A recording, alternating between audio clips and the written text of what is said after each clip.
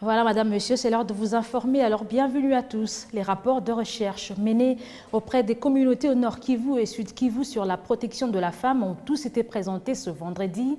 Il ressort de cette recherche que l'insécurité et les silences sont à la base des problèmes auxquels les femmes font face dans ces deux provinces.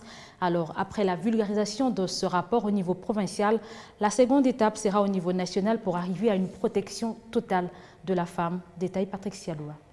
C'est après une enquête menée au Nord et au Sud Kivu sur la protection de la femme que ce rapport a été présenté ce vendredi 19 août 2022 à la presse par l'ONG Action Aid après l'étape du Bukavu. Après analyse des données, Action Aid a abouti à quelques résultats sur les problèmes auxquels les femmes font face dans ces deux provinces, déclare Madame Irène Amouli, chargée des recherches dans ces projets. Le projet consiste sur, comme je l'ai dit, la protection de la femme.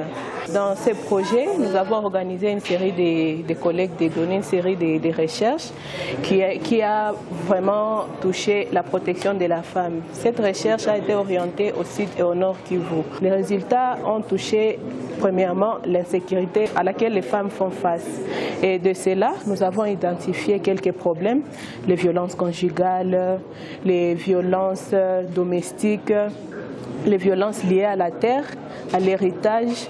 Et à part l'insécurité, nous avons identifié le problème de la culture du silence.